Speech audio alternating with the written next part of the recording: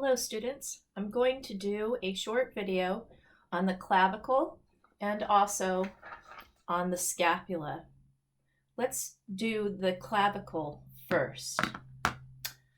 The clavicle, you need to know two structures. You need to know which end is the sternal end and which end is the acromial end.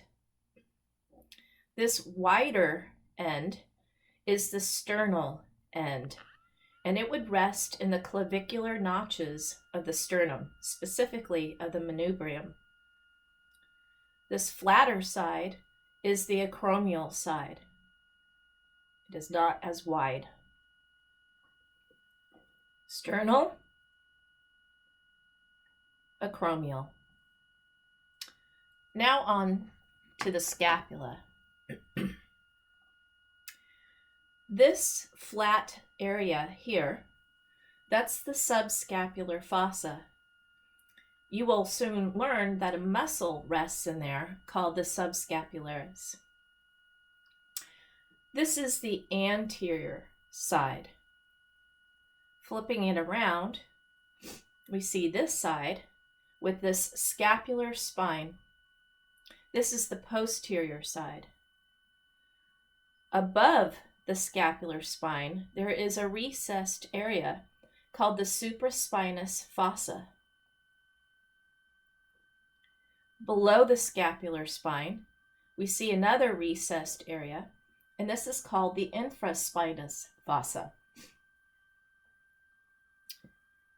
We see two parts of the scapula that jut out.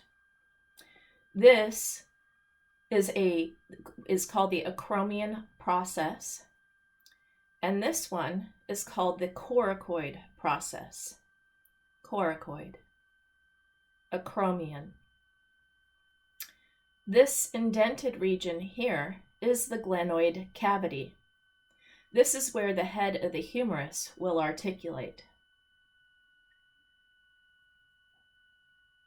You also need to know if this is a right or a left scapula. Well, as I just demonstrated, this is the glenoid cavity where the head of the humerus will articulate or form a joint with. So this has to face laterally. This is the supraspinous fossa, so that is the superior region of the scapula.